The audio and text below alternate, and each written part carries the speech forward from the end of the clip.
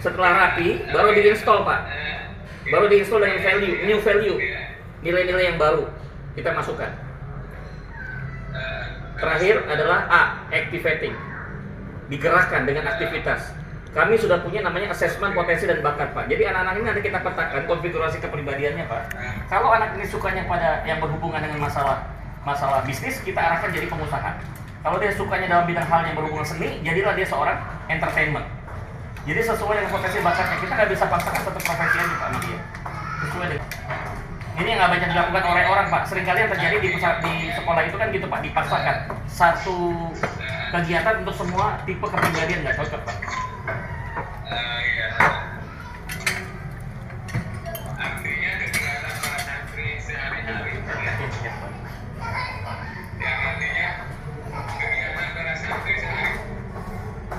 Sehari-hari Pak. pendidikan yang lain gitu ya. Iya, nanti kita akan gabungkan dengan 3 pendekatan Pak, pendekatan motivasi, kemudian pendekatan komunikasi, dan yang ketiga pendekatan refleksi dan inspirasi. Itu kalau misalkan ya ada apa namanya korban dari perguruan tinggi misalkan, itu kan cara metodenya seperti apa nantinya kan, karena itu untuk pendidikan mereka dia itu tidak apa namanya tidak ketinggalan. Iya. Jadi gini Pak, kita konsepnya adalah Manuel Kuhlman sudah membuktikan sukses orang itu bukan dikontribusikan dari 20% intelektual, tapi 80% dari penguasaan emosional dan spiritualnya Pak. Ya kan? Jadi nggak usah khawatir Pak ketinggalan dari sisi itu. Kita akan tetap lebih ke sertifikasi Pak, nanti kita kuatkan mereka, bukan kepada gelar akademis. Mungkin dia bukan S1, mungkin dia belum jadi S1, tapi dia punya expertise, kepakaran di satu bidang tertentu yang memang bisa diandalkan. Kompetensi Pak, sekarang kan basisnya sertifikasi Pak. Nah, sertifikasi ini disesuaikan dengan potensi dan bakat dia. Kalau misalnya dia kuliner, ya harus jadi chef Pak. Kita bikin workshop yang bisa membuat dia jadi seorang chef yang profesional Pak. Kalau perlu nanti bikin rumah makan, bikin kafe gitu Pak. Keren itu Pak. Nah, sesuai dengan dunia dia kan Pak, gaya dia seperti apa. Nah, gitu Pak. Ini pesantren ini berdiri di lahan seluas berapa nantinya nih Pak? Lahannya Pak, kita aja baru ngomong kemarin Pak, saya dengan Pak Arison itu, ya, salah satu pengurus yang ada di Ganas Pak, baru ngomong Pak, malam kita ngomong, besoknya udah ada yang nawarin Pak 5 hektar Pak.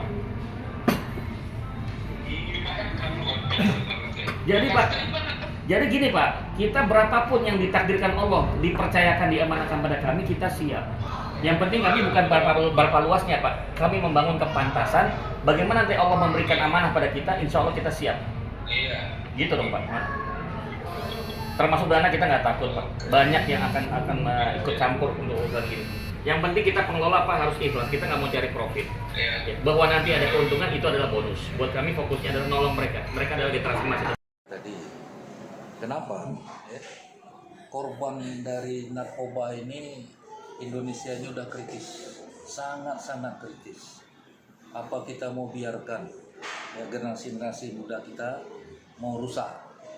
Sebab yang sudah saya alami, rusaknya generasi muda ini dari tahun 80, 90, bahkan sampai tahun 2000 udah sangat kritis. Karena apa? Kalau karenanya kita bicara nanti, ya nanti banyak orang tersinggung.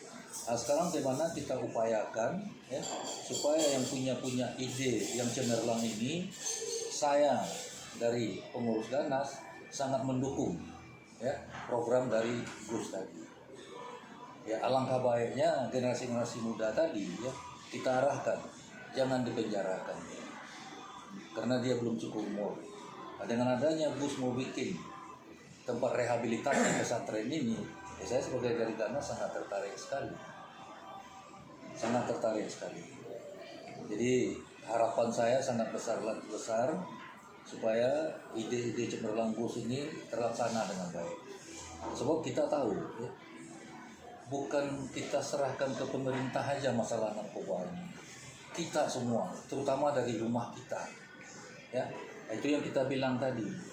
Ya, anak-anak itu korbannya kita tahu. Pertama, kurang kasih sayang dari orang tua, sehingga itu pelarian. Yang kedua, lingkungannya seperti itu. Ya, jadi jangan heran, ya. Pecandu-pecandu tadi karena ke bawah-bawah. Apa kita sebagai orang tua, sebagai organisasi mau kita biarkan dia terjerumus?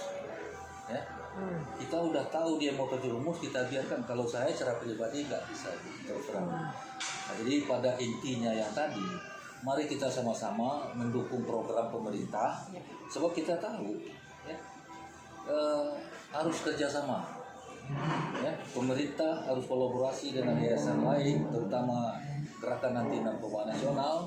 Ya, kalau dihilangkan mungkin tidak bisa, cuma kita akan menciumkan pengurangan dari itu.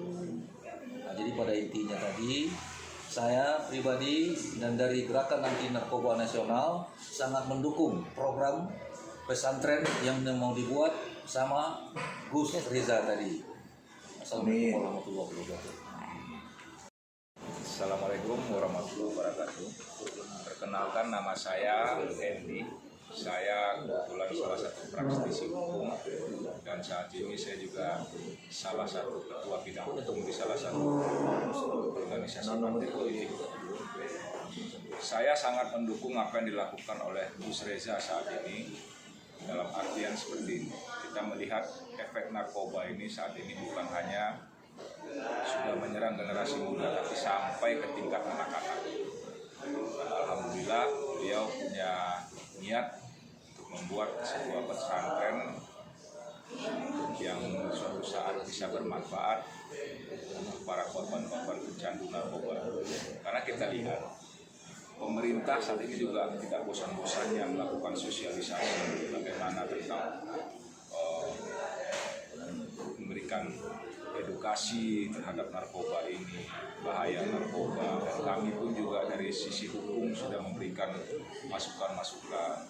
Tapi hal ini tidak bisa kita kerjakan hanya sendiri-sendiri dan harus saling membantu satu sama lain. Seperti yang tadi direncanakan Gus Reza ini, beliau ada niat untuk membangun sebuah pesantren khusus untuk penanganan para pencandu narkoba, dan kami sangat mendukung program ini, dan harapan kami semoga kita semua bisa bersinergi untuk bisa memberantas narkoba yang saat ini sudah sangat artinya penyebarannya saat ini sudah sangat besar sampai ke level anak-anak.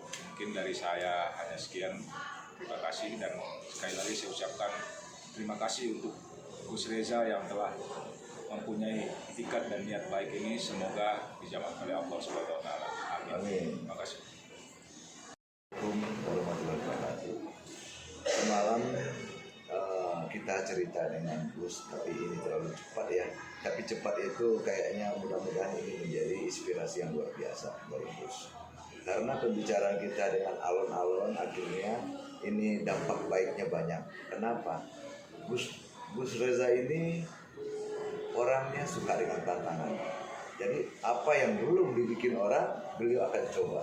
Jadi tantangan inilah yang akan dilanjutkan oleh Gus Reza.